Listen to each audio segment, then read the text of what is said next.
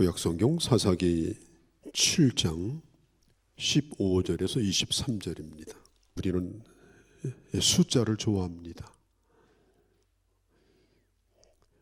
학교 다닐 때에 학교 성적표를 받을 때 얼마나 우리가 숫자에 예민합니까? 숫자에 죽고 사는 겁니다. 숫자에 목을 매는 겁니다. 그리고 사람들은 이 숫자를 신뢰해요. 예를 들어서 100만 명 가운데 23등, 10만 명 가운데 23등, 이거보다는 상위 0.02% 이렇게 하면 훨씬 더 포민하고 구체적입니다. 또 오늘도 좀 날이 꾸물꾸물할 겁니다. 이거보다는 비올 확률 93% 이렇게 하면 이게 더 마음에 와닿습니다. 그래서 우리는 이 숫자에 지배를 받고 사는 것이 아닌가, 영향을 받고 사는 것이 아닌가, 그런 생각을 해볼 때도 있어요. 따지고 보면은 이 숫자는 아라비아 숫자이지 않습니까? 그런데 숫자에 희망도 품고 숫자 때문에 절망도 하기도 합니다. 사람들은 숫자가 약하면 일단 무시해요. 강한 쪽에서는 그걸 약자로 상대합니다. 그래서 어떻게 하든지 숫자를 늘려보려고 몸부림을 칩니다. 우리가 지난 한 주간 동안은 이 가상화폐의 폭락에 대한 얘기를 들었습니다. 또 우리나라 토종 이 화폐, 가상화폐 비슷한 게 있는데 그게 0.0001%로 떨어졌다. 없는 거나 마찬가지예요. 일정한 가치를 가지고 있던 가상화폐가 없는 거나 마찬가지가 돼버린 거예요. 본래 처음부터 없었어요. 그런데 없는 것이 확인된 겁니다. 그래서 이 세계는 한 주간 동안 거의 이 가상화폐 때문에 공황 상태에 빠졌다, 이렇게 볼 수 있을 정도로 충격이 대단히 컸습니다. 오늘 성경은 13만 5천 명이라고 하는 미디안 군대 앞에 하나님께서 300명을 세운 이야기를 합니다. 이 미디안은 국가도 아닌데도 불구하고 한 나라를 이 도적과 같은 사람들이 괴롭혔어요. 7년 동안 괴롭힘을 당했습니다. 이제는 연합군을 만들어 가지고 아예 이스라엘을 집어삼키려고, 이스라엘을 공격하려고 그 넓은 들판에 10만 명이 넘는 군대가 진을 치고 있었습니다. 이스라엘은 왕도 없들습니다. 장군도 없습니다. 그래서 하나님이 선택하신 게 기드온입니다. 하나님의 집요한 설득에 못 이겨서 기드온이 하나님의 부름에 응답을 하죠. 그리고 군대를 소집하는데 3만 2천 명이 모입니다. 하나님이 너무나 많다라고 손사래를 칩니다. 두려운 사람은 도망가라고, 나오지 말라고 말하니까 2만 2천 명이 떠나가 버립니다. 10,000명이 남았습니다. 그야말로 기드온의 코가 석자가 돼버렸어요. 어떻게 싸워야 되는가? 그런데 9,700명을 또 떠나보냅니다. 9,700명. 싸우겠다고 온 사람들인데 떠나가 버린 거예요. 이 기드온이 얼마나 낙심이 되고 상심이 됐겠습니까? 10만 명이 넘는 미디안의 연합군에 300명으로 그들을 친다는 것은 계란으로 바위 치는 거나 똑같아요. 결과가 뻔한 겁니다. 아마 떠나가는 사람들이 야속했을 거예요.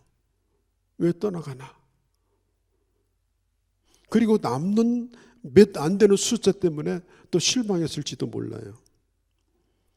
우리가 인생을 살다 보면 떠나가는 사람들이 있습니다. 내 곁을 떠나가겠다고 결심하는 사람은 아무리 머물러 달라고 간청을 해도 떠나갑니다. 붙들 필요가 없는 거예요. 붙들어 놓는 동안은 떠나갈 시간을 연장하는 것뿐입니다. 우리 인생은 이런 일들을 많이 겪으면서 사는 거예요. 그리고 남아있는 몇 안 되는 숫자 때문에 절망하고 좌절하게 됩니다. 그러나 하나님의 나라는 그렇지 않습니다. 어쩔 수 없는 어떤 내게 주어진 환경, 내게 주어진 변화, 이런 것 때문에 절망하지 말고 하나님이 주신 것이라고 하면은 그 하나님의 뜻을 받아들이고, 그리고 하나님이 주신 것을 가지고 하나님의 능력으로 어떻게 이 오늘 현실을 이겨나갈 수 있는가, 어떻게 승리할 수 있는가, 우리는 거기에 집중해야 되는 것입니다. 남은 숫자 때문에 절망하면 안 돼요. 또 남은 숫자에 매달려 살아서도 안 됩니다.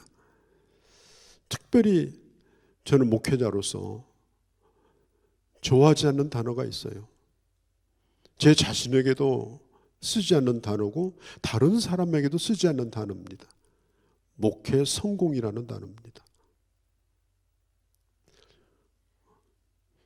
하나님 우리더러 성공하라고 말하지 않아요. 성공시켜라 그렇게 말하지 않습니다. 숫자를 정해주고 얼마까지 모아라 그렇게 한 적도 없습니다. 맡은 자에 구할 것은 충성이라고 말했습니다. 우리가 하나님의 일조차도 성공이라는 개념을 가지고 크고 작은 것을 따지고 그것으로 사람의 크기를 결정한다고 하면은 여러분 얼마나 절망하는 분들이 많겠어요.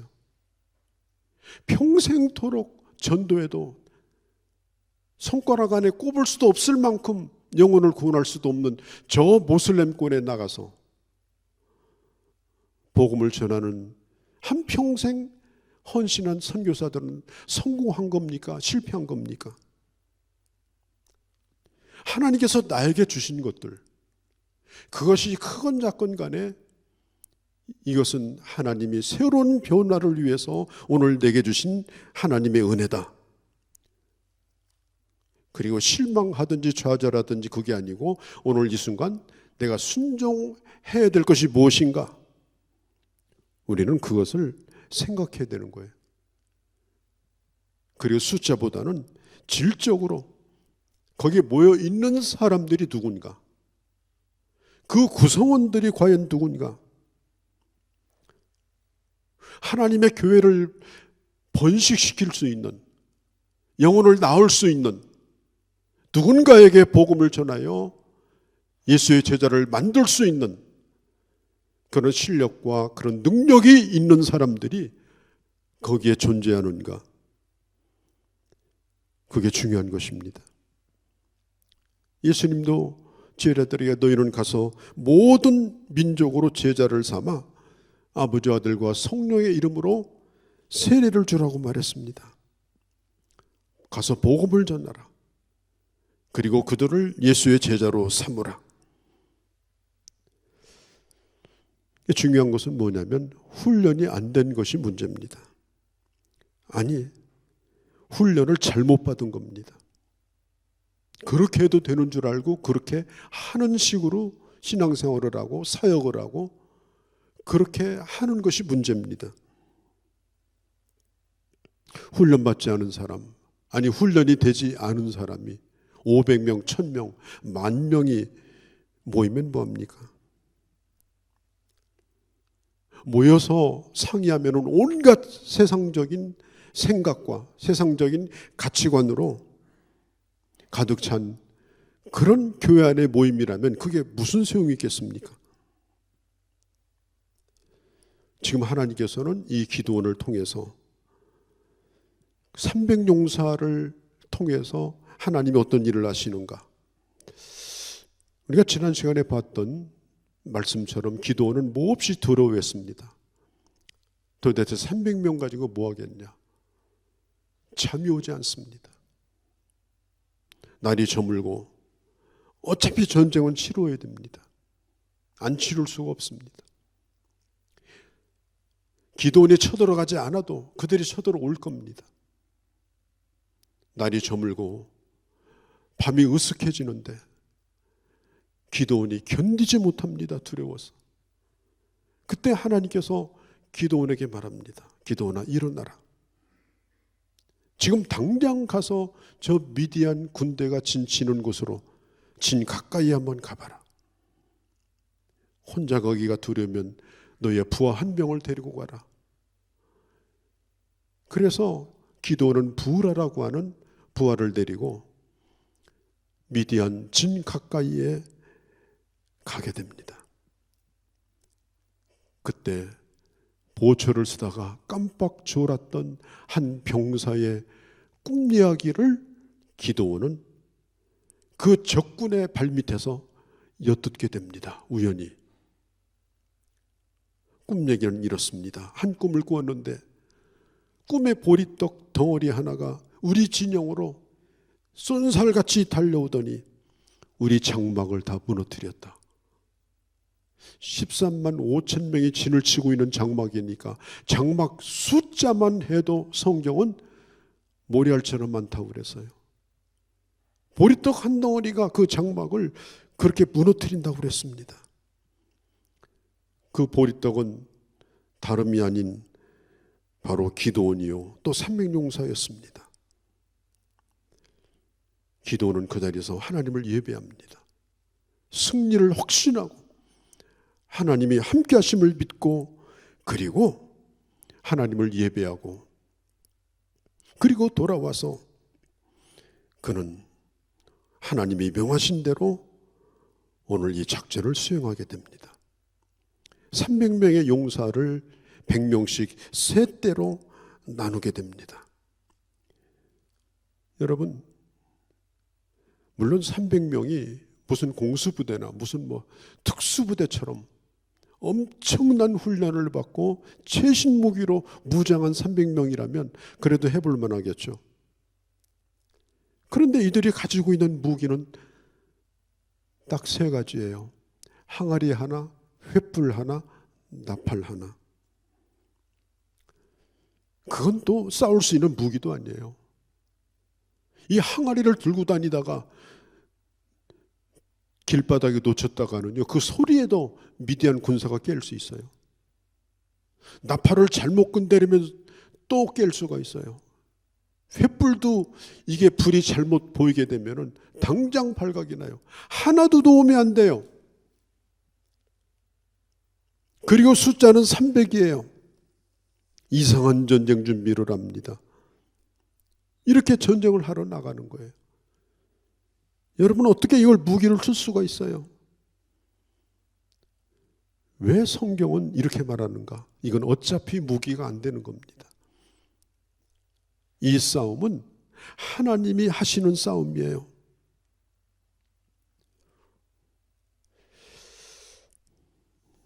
여러분, 오늘 성경에 보면은 이렇게 말해요.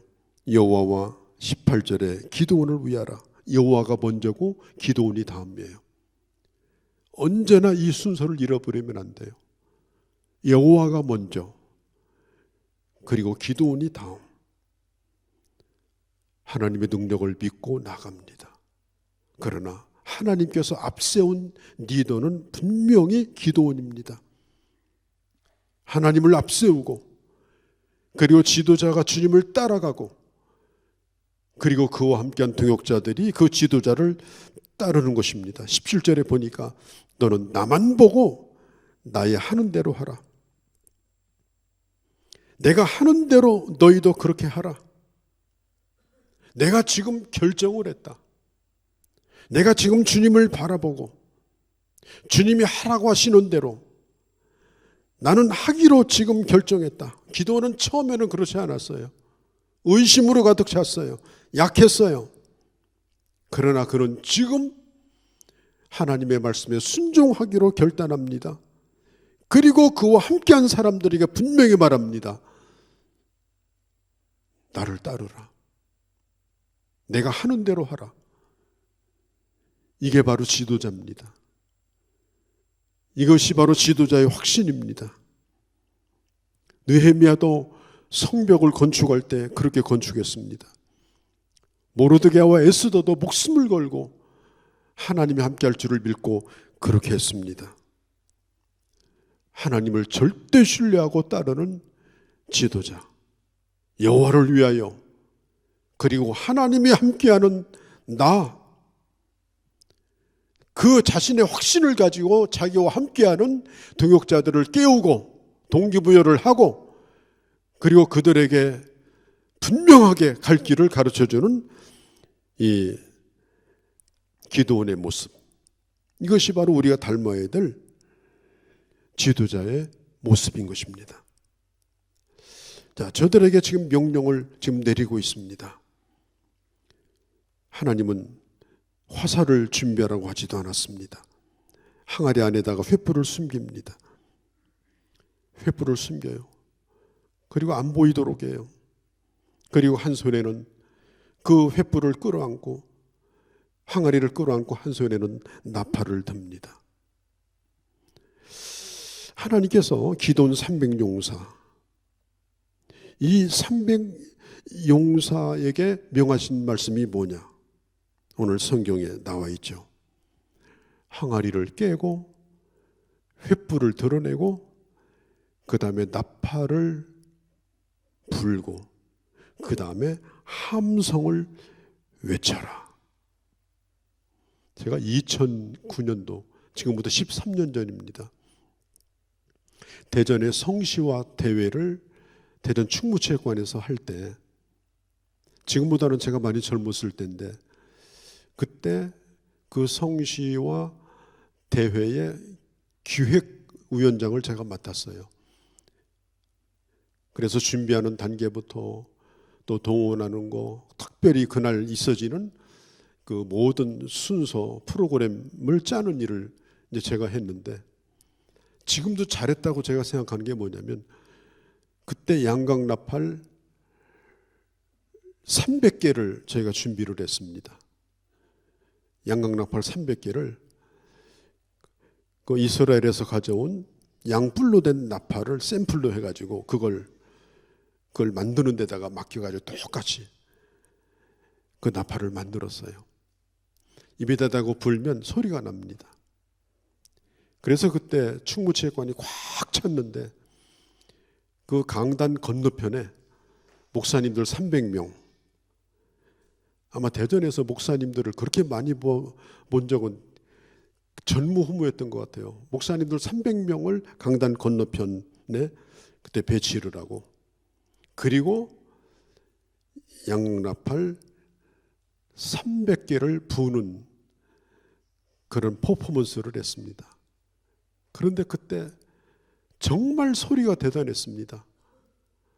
그 마음이 굉장히, 하나님께서 이 대전에, 이 대전이라고 하는 곳에 하나님이 하나로 모으신다.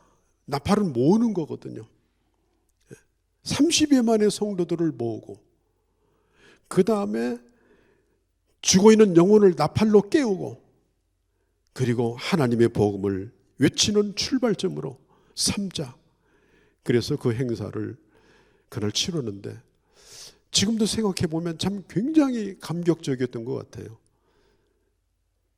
300개의 양각나팔. 지금 이 기도원이 바로 그걸 하고 있는 겁니다. 일단은 커야 돼요. 나팔 소리도 커야 되고, 나팔 소리가 그냥 애들 그 장난감 부는 식으로 불면 안 돼요. 큰 소리로 불어야 돼요. 또 함성을 외칠 때도 큰 소리로 외쳐야 돼요. 함성이 없는 군대는 죽은 군대입니다. 함성이 없는 군대는 죽은 군대예요. 그래서 30초 동안 함성 이렇게 하면 군인들이 소리를 지르잖아요. 그거 중요한 거예요. 군가도 크게 부르고 구호도 크게 외치고 우렁찬 함성이 나와야 돼요. 교회도 마찬가지입니다. 기도 소리도 커야 됩니다. 찬송 소리도 커야 됩니다. 오늘 여기 한밤중이에요. 한밤중. 13만 5천 명이 잠을 자고 있는데 고요합니다. 옛날에 무슨 조명이 있습니까? 캄캄합니다. 그런데 그 캄캄한 밤에 갑자기 이 항아리 속에 숨겨진 이 횃불을 깨게 되는 거예요. 그리고 갑자기 횃불이 나타나면서 300명이 소리를 지릅니다.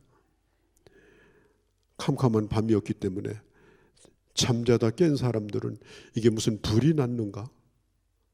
어마어마한 산불이 난 것처럼 여기저기서 불이 타오르기 시작하는데 300개면 작은 게 아닙니다. 적군들이 텐트에서 자고 있을 때입니다. 자다가 밖으로 튀어나옵니다. 그들은 연합군이기 때문에 옷이 일정하지 않습니다. 언어도 일정하지 않습니다. 거기다가 캄캄합니다. 그리고 그들은 자다가 일어나서 두려움에 빠집니다. 극도의 두려움 속에서 그들이 칼을 들고 한 것이 뭐겠어요?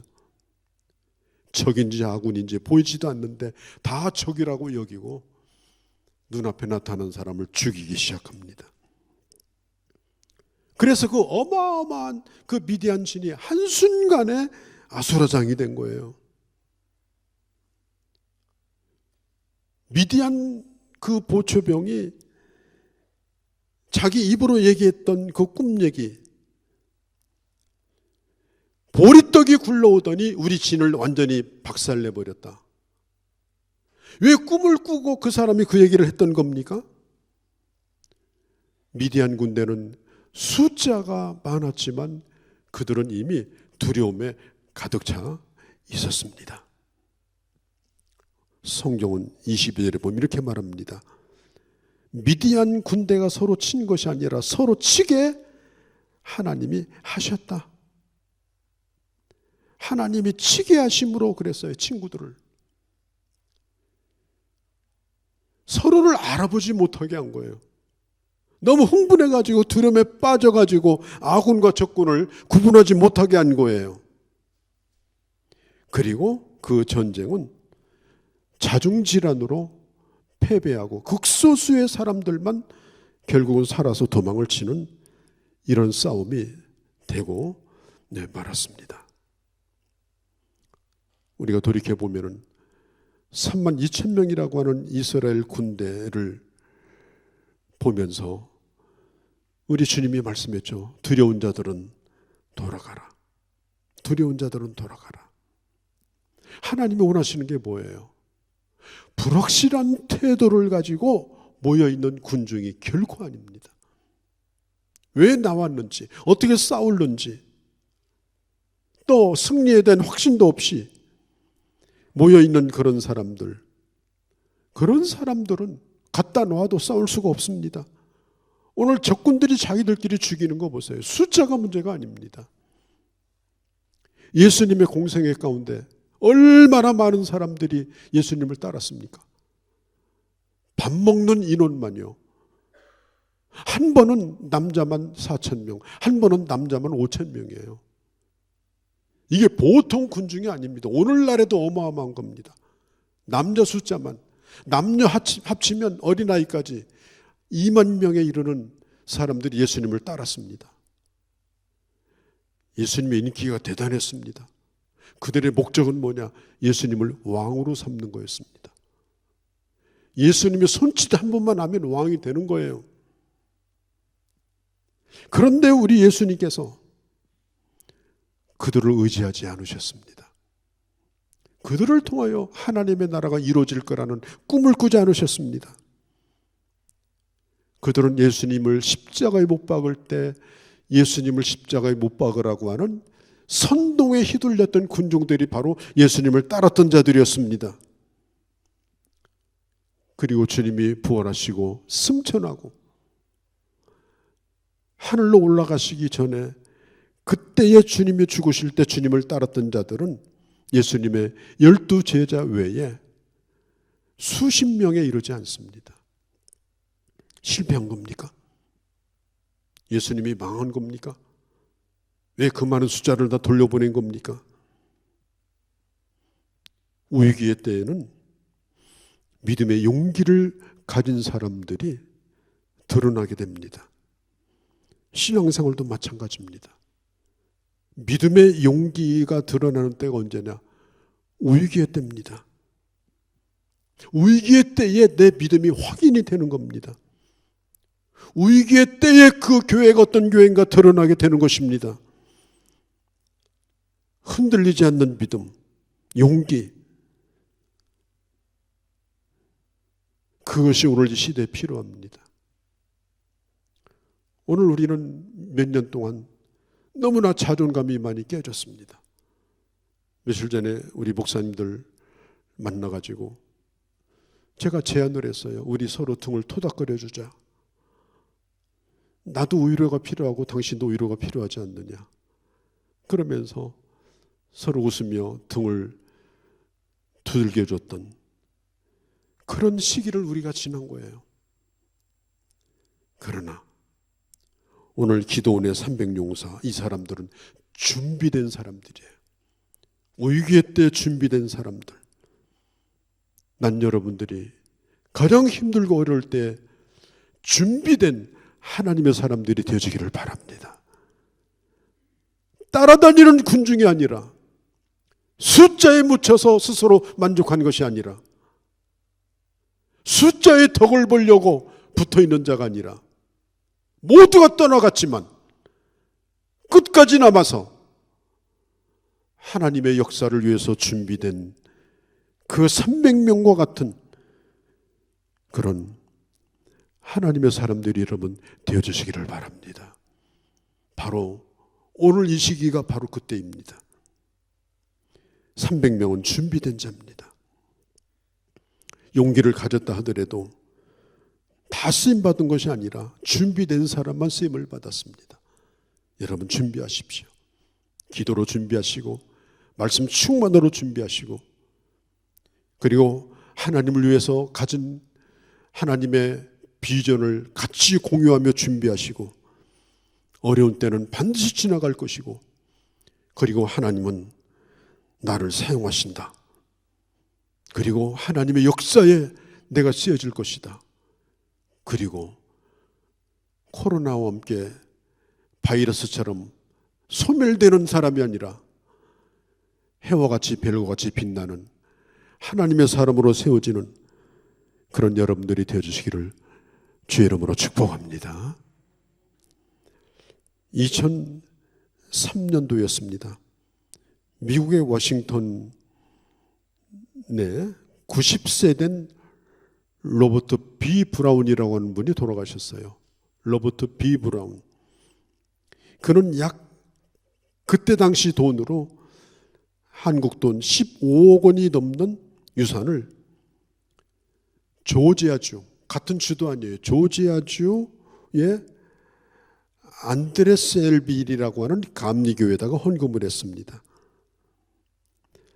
이 브라운은 자기 담당 변호사인 넬슨 씨에게 교회에 기증하는 그 유산을 이제 기증서를 적으면서 거기에다가 내가 왜 내 재산을 그 교회에, 여기도 아닌 그 조지아주에 있는 한 감리교회에 기증을 하게 되는가, 그 내용을 거기다 썼습니다.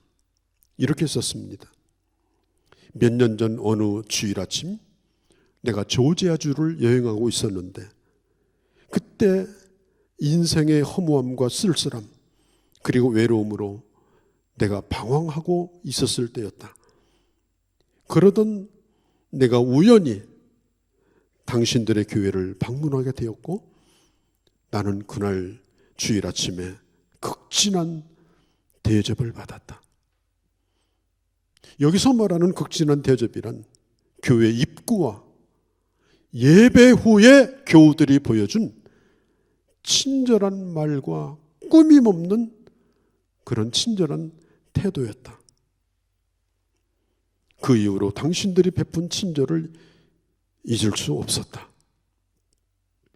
나는 어떤 교회도 등록한 적이 없는 사람인데 나는 그 작은 교회에 내가 가진 모든 것을 다 주고 싶다.